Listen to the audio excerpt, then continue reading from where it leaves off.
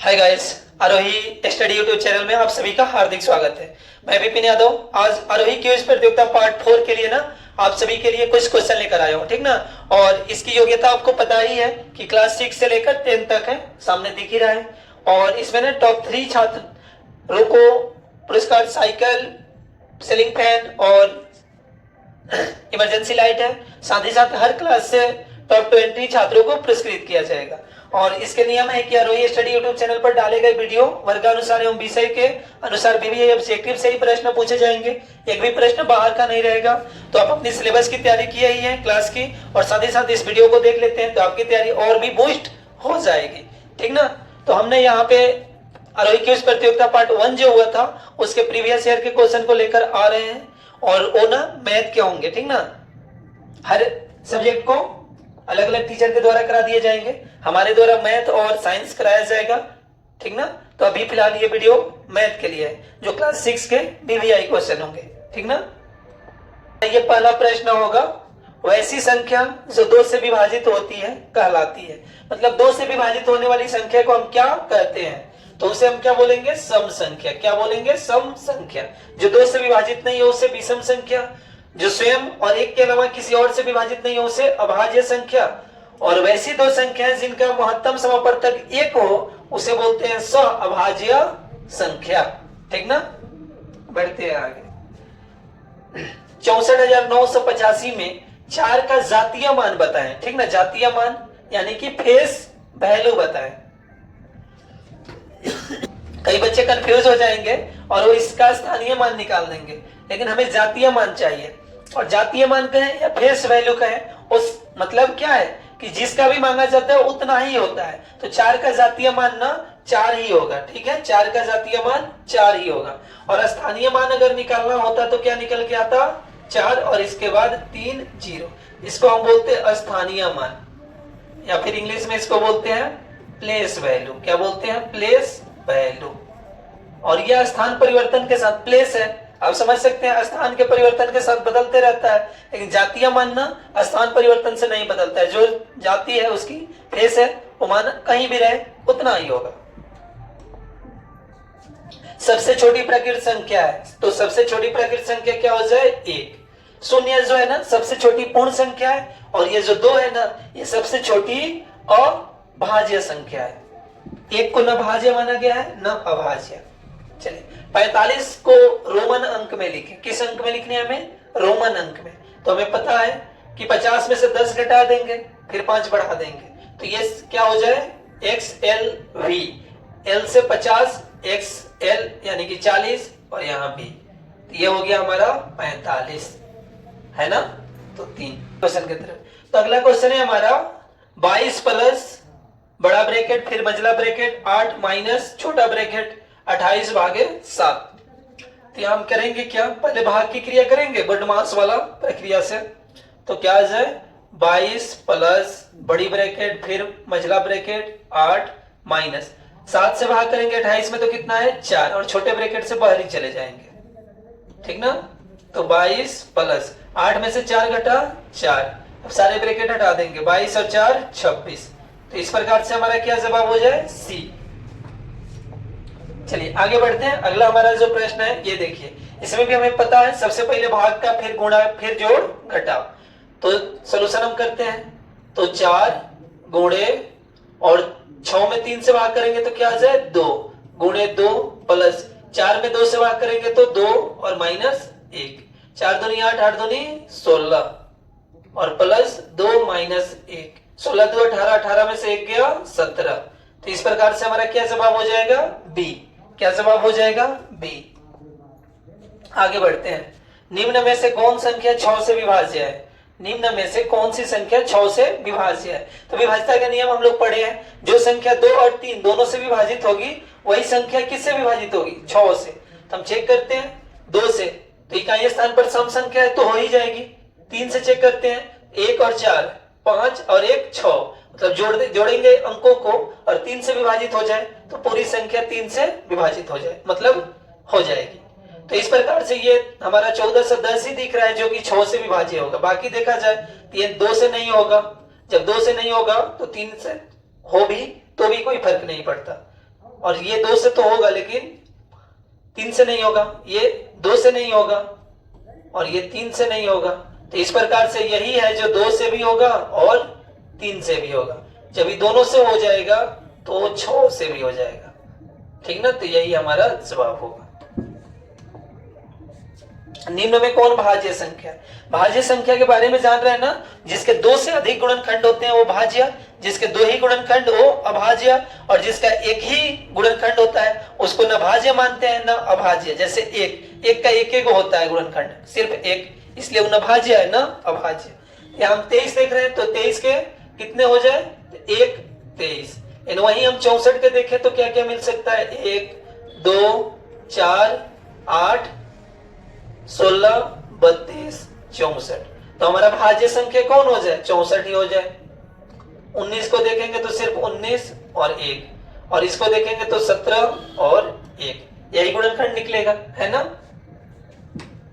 तो हमारा जवाब हो जाए 64। आगे बढ़ते हैं। 2 8 स्टार 5 1 में स्टार के बाद में रहेगा। स्टार के स्थान पर कौन सी छोटी संख्या होगी जिससे 3 से विभाजित होगी? तो चलिए, ये पूरे अंकों का योग ना 3 से विभाजित होगा, ठीक ना, तभी ना ये पूरी संख्या विभाज्य होगी। तो अंकों को जोड़ते हैं, 2 + 8 प्लस स्टार की जगह पर स्टार रख दीजिए, चलिए कोई दिक्कत नहीं, +5 + 1 बटा 3। 2 8 10 और 5 15 और 1 16, 16 प्लस स्टार बटा 3। अब समझ सकते हैं स्टार की जगह पर क्या डाला जाए। 0 अगर रखा जाता है स्टार की जगह पर तो 16 और स्टार 16 ही होगा। 16 में 3 से भाग नहीं लगेगा तो नहीं। 5 रख दिया जाए, 16 5 21, 21 में 3 से भाग लग जाएगा। तो इस प्रकार से हमारा यही, सॉरी ये तो जवाब हो रहा है, लेकिन आगे देखिए तो 2 को, तो 16 2 18, 18 में भी 3 से भाग लग रहा है। और यहाँ पे कहा है कि छोटी संख्या होनी चाहिए, ठीक ना। बात को समझिए, बहुत बच्चे फंस जाते हैं, जैसे हम ही अभी मार रहे थे टिक, लेकिन यहाँ सबसे छोटी बोला गया। 2 रखने पर भी स्टार की जगह पर 2 रखेंगे तो 16 2 18, 18 में 3 से भाग लग जाएगा। इसका मतलब है कि पूरी संख्या 3 से विभाज्य। तो हमारा आंसर क्या हो जाए? 2 हो जाए। 5 भी रखने पर हो रहा है, लेकिन 5 और 2 में छोटा हम देखेंगे तो छोटा कौन निकल के आएगा? 2 निकल के आएगा, है ना। आगे बढ़ते हैं। 24 36 तथा 40 का एलसीएम बताएं। चलिए एलसीएम निकाल लीजिए, 6 क्लास में है तो एलसीएम तो आपको आना ही चाहिए। 2 से काटा जाए 12 टाइम ये 18 दूना और ये 20 दूनी, फिर 2 से 6, ये 9 और ये 10, फिर 2 से कट जाएगा 3 9 और ये 5। अब 2 से नहीं कटेगा, अब कितना से? 3 से 1 3 और ये नहीं कटने वाले हैं, बस 5। तो देखिए अब ये सब ना गुणा कर जाएंगे, 2 दूनी 4 4 दूनी 8 8 तरीके 24 24 तिहाई 72 72 पच्चे 72 पच्चे 360, सब गुणा कर लीजिएगा, ठीक ना। कितना निकल जाएगा गुणा कीजिएगा तो इन सबको ना आपस में क्या करना है? गुणा करा देनी है, तो एलसीएम निकलता है ना। तो चलिए ये आ रहा है 360, यानी कि हमारा आंसर हो जाए सी। ऑब्जेक्टिव टाइप का चीज है, ज्यादा बेसिक चीज नहीं लेना है, ठीक ना। एग्जाम में जाइए तो थोड़ा उसको तेजी से बनाने की कोशिश कीजिएगा। आप लोग एकदम नया नया अभी बच्चा है, 6 to 10 का सबसे छोटा मतलब आप ही लोग हैं, तो आप सब सीखिए, ठीक ना। सीखिए भी और कोशिश कीजिए जीतने का भी। हालांकि टॉप 20 में तो आएंगे ही आपके क्लास के बच्चे, वो चाहे कुछ भी हो। चलिए 32 48 तथा 64 का एचसीएफ बताएं। तो हमें एचसीएफ बताने हैं, ठीक ना। चलिए भाग विधि से देख लेते हैं। तो 32 की पढ़ा एक बार तो 32, 2 बार पढ़ेंगे तो अधिक हो जाएगा 16, और यहां लाके रख दिया जाए 32 को, तो 16 दूनी 32, बचा क्या 16, तो 16 16 चौके 64। तो इस प्रकार से हमारा एचसीएफ क्या हो जाएगा? 16 हो जाएगा, यही होगा ना एचसीएफ डी। आगे बढ़ते हैं। सबसे छोटी भाज्य संख्या है, भाज्य संख्या, ठीक ना। तो भाज्य हम किसे कहेंगे? जिसका 2 से अधिक गुणनखंड हो। तो एक ये तो न भाज्य और न ही अभाज्य, न भाज्य न अभाज्य, 2, तो ये है अभाज्य संख्या, क्योंकि 2 में भाग किसे किसे लगेगा? 1 से और 2 से, बस 2 को गुणनखंड है तो अभाज्य। और 3 ये भी ना अभाज्य। 4 को देखेंगे, देखिए इसमें गुणनखंड कितने होंगे, तो इसके देखे जाए गुणनखंड, 2 के अगर गुणनखंड देखे जाए तो इसके गुणनखंड क्या क्या निकलेंगे, 1 और 2। ऐसे ही 3 के गुणनखंड को देखा जाए, इसके गुणनखंड को देखा जाए तो क्या निकलेगा, सिर्फ 1 निकलेगा। 3 का देखा जाए, 1 और 3। 4 का देखा जाए तो देखिए क्या क्या निकलेगा, 1 भी निकलेगा, 2 भी निकलेगा और ये 4 भी निकलेगा, मतलब 2 से अधिक हो गया। तो इस प्रकार से ये कौन सी संख्या हो गई, भाज्य। तो सबसे छोटी भाज्य संख्या क्या हो जाएगी, डी। इतनी मतलब विस्तार से आपको शायद हमें नहीं लग रहा कि कोई बताता होगा, है ना। तो आप सभी एकदम वीडियो को देखते रहिएगा और आपके ना मस्ट VVI क्वेश्चन 2-250 से ऊपर हम लाएंगे, लगभग 250 आपके क्लास के, ताकि आपके पूरे मैथ 6 क्लास के एकदम कवर हो जाए, मैथ के भी, साइंस के भी, SST भी, आपको के व्याकरण भी हिंदी में और इंग्लिश में ग्रामर भी।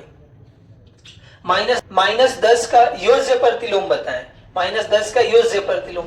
तो आप समझ सकते हैं माइनस है तो प्लस हो जाता है, प्लस रहता है तो माइनस। तो हमारा क्या आंसर हो जाए, सी। क्या आंसर हो जाए, सी। और एक होता है गुणात्मक प्रतिलोम, मतलब उसमें अंश हर में, हर अंश में। निम्न में से कौन प्रोपर भिन्न है, प्रोपर भिन्न कहें चाहे उचित भिन्न कहें, कौन सा भिन्न कहें, उचित भिन्न। या उचित भिन्न कौन होते हैं, तो आप जान जाइए जिसमें अंश न हर से छोटा हो, अंश लेस देन हर, तो इस प्रकार के भिन्न को हम कहते हैं उचित भिन्न, प्रोपर भिन्न। और अनुचित भिन्न कौन होता है, जिसमें अंश न हर से बड़ा होता है, उसको हम अनुचित कहते हैं। तो उचित होता है जिसमें अंश हर से छोटा हो। तो 3/4 यही बेटा आ गया, 4/2। तो इस प्रकार से हमारा क्या हो जाए जवाब, ए। ठीक ना। को आरोही क्रम में सजाएं, बहुत बढ़िया, ठीक ना। आरोही स्टडी से पढ़ भी रहे हैं और आरोही क्रम में सजाना भी। आप समझ सकते हैं आरोही का मतलब क्या होता है, कि बढ़ता हुआ क्रम, असेंडिंग ऑर्डर, ठीक ना, या इंक्रीजिंग ऑर्डर। तो सबसे छोटा इसमें कौन है, खोज लीजिए, ये तो क्वेश्चन नंबर है, कंफ्यूजन में नहीं आना है। तो सबसे छोटा है 47, फिर है 69, फिर क्या है 74, और फिर उसके बाद है 79, ठीक ना। तो 47, 69, 74, 79 क्या हो जाए हमारा जवाब, सी हो जाए। क्या हो जाए जवाब हमारा, सी। ठीक ना। आगे बढ़ते हैं। रवीना एक ज्योमेट्री बॉक्स 35.85 रुपये में तथा पेंसिल की पॉकेट 16.35 रुपये में खरीदती है, तो वह कितना रुपया खर्च करती है। बहुत बढ़िया, जैसे आप ही गए हो मार्केट और 35.85 रुपया में क्या किए हो, ज्योमेट्री बॉक्स खरीदे हो, और 16.35 में क्या खरीदे हो, तो पेंसिल की पॉकेट खरीदे हो। तो कितना खर्चा हुआ, दोनों को क्या कर देना है, जोड़ देना है, बस सिंपल। 5 5 10 का 0, हाथ में आया 1, 8 3 11 और 1 12, फिर आया हाथ में 1, 5 6 11 1 12 और 3 1 4, फिर हासिल आया 1 4 और 1 5, यानी 52। और दशमलव के बाद 2 अंक, यहाँ भी 2 अंक, तो यहाँ भी लगा देंगे 2 अंक, काउंट करके 1 1 2, तो 52.20 रुपया। 52.20 रुपया कहाँ है, तो हमारा आंसर ना डी में है। ठीक ना, कोई परेशानी नहीं ना। चलिए आगे बढ़ते हैं। 12 पेंसिल का मूल्य 18 रुपया है, तो 8 पेंसिल का मूल्य बताएं। ये आपके एक एक नियम पर है, किस नियम पर, एक एक नियम। 12 पेंसिल का मूल्य बराबर कर रुपया 18 रुपया। चलिए, तो मांगा है 8 पेंसिल का, तो हम पहले एक पेंसिल का निकाल लेते हैं। तो 18/12 और निकालने हैं 8 पेंसिल का, तो 8 के लिए हम क्या कर देंगे, 8 से गुणा कर देंगे, है ना। चलिए, तो 2 चौके 8, तो 3 चौके 12, फिर 3 से ये काट देगा 6 टाइम, यानी 6 दूनी 12 रुपीज। कितने रुपये निकल के आ जाए, 12 रुपये। तो आंसर क्या हो जाए हमारा, बी। आंसर हो जाएगा बी। बढ़ते हैं अगले प्रश्न की तरफ। 75 रुपया और 40 रुपया के अनुपात का सरल रूप है। सरल रूप का मतलब है छोटा रूप, स्मॉलेस्ट फॉर्म। कितना कितना रुपया का, तो 75 रुपया का और किसका, 40 रुपया का। आप ना इनके यूनिट को एकदम सेम रखेंगे, रुपया रुपया को क्या कर देगा, कैंसिल कर देगा, बच्चा ये 75/40 कितना से काट दिया जाए, 5 से काट दिया जाए, 15 पचे 75 और 8 पचे 40। अब कटने वाला है नहीं, तो इस प्रकार से हमारा अनुपात क्या हो गया, 15:8। 15:8 कहाँ है, तो डी नंबर पर है ना। अब ये कटने वाला है नहीं, तो यही हमारा सरल अनुपात हो जाएगा। आगे वर्ग की भुजा 10 सेंटीमीटर है, तो वर्ग की परिमाप बताएं। वर्ग की भुजा कितना दिया है, 10 सेंटीमीटर। निकालना क्या है, वर्ग की परिमाप। वर्ग की परिमाप बराबर फॉर्मूला पता होना चाहिए आपको। वर्ग की परिमाप बराबर सूत्र होता है 4 गुणे भुजा। क्या होता है, 4 गुणे भुजा। तो 4 गुणे, और भुजा का मान कितना है, 10, तो 4 दहिया 40, क्या हो जाएगा, सेंटीमीटर, 40 सेंटीमीटर। ठीक ना। आगे बढ़ते हैं। यदि 8 में से P घटाया जाए तो व्यंजक है। 8 में से P घटाया जाए तो व्यंजक है। कौन सा व्यंजक है, तो 8 में से P को घटाना है, 8 माइनस P, कौन व्यंजक हो जाए, B, है ना। 8 में से P घटाना है तो 8 माइनस P। 8 में अगर P जोड़ना होता तो 8 प्लस P। ठीक ना। बढ़ते हैं अगले प्रश्न की तरफ। पूर्ण चंद्रमा का आकार होता है, बहुत बढ़िया। अब देखते हैं ना, चंद्रमा कभी कभी पूर्ण होता है, तो कैसा आकार होगा चंद्रमा का, तो यहाँ देख रहे हैं ना, आरोही अष्टडी सिवान, ये रूप दिख रहा है, यही रूप वो भी पकड़ेगा ना, क्या, पूरी तरह से वृत्ताकार। ठीक ना, ये थोड़ा सा लंबा है, लेकिन वो कैसा रूप होगा उसका, वृत्ताकार रूप होगा। ठीक ना। आगे प्रश्न है, वैसा कोण जिसका मान 0 डिग्री से अधिक तथा 90 डिग्री से कम हो कहलाता है। तो 0 डिग्री से अधिक और 90 से कम, वह कौन सा कोण कहलाए, तो वह कहलाए नवीन कोण। कौन सा कोण कहलाए, नवीन कोण। समकोण क्या होते हैं, ये 90 डिग्री के बराबर होते हैं। और सरल कोण क्या, तो 180 डिग्री होते हैं। और शून्य कोण क्या, तो ऐसा कोण जिसका मान 0 डिग्री हो, शून्य हो। ठीक ना। चलिए बढ़ते हैं अगले प्रश्न की तरफ। एक त्रिभुज जिसकी भुजा 5.6 सेंटीमीटर, 4.24 सेंटीमीटर और 6.3 सेंटीमीटर हो, तो इसकी परिमाप बताएं। त्रिभुज की परिमाप बराबर होता है भुजाओं का, त्रिभुज की परिमाप बराबर होता है भुजाओं का योग, तीनों भुजाओं का योग। ठीक ना, क्या होता है, तीनों भुजाओं का योग। चलिए तो हम भी कर लेंगे तीनों भुजा का योग। तीनों भुजाओं को क्या कर लिया जाए, जोड़ लिया जाए। 5.6 प्लस 4.24 प्लस 6.3, तो जोड़ लीजिए। दशमलव के बाद एक अंक, यहाँ 2 अंक, यहाँ 1 अंक, तो हमें भी क्या करने होंगे, दशमलव के बाद उतने अंक हमें बनाने होंगे बराबर कर लेने के लिए, है ना। तो यहाँ 6.30। अब देखिए दशमलव के बाद 2 अंक, यहाँ भी 2 अंक और यहाँ भी 2 अंक, तो इस प्रकार से हमारा जुड़ जाएगा आसानी से। तो 0 4 0 कितना, 4, 3 और 2 5 और 6 11, 11 के 1 हाथ में लगा 1, 6 व 4 10 और 5 15 और 1 16। चलिए दशमलव के बाद 2 अंक, तो यहाँ भी हम लोग लगा देंगे 2 अंक, मात्रक लिख लेंगे सेंटीमीटर, यानी 16.14, 16.14 आंसर हो जाएगा बी। चलिए बस 2 क्वेश्चन और है। यहाँ दिया 12 भागे 6 गुणे 2, 12 भागे 6 गुणे 2, आंसर क्या हो जाए।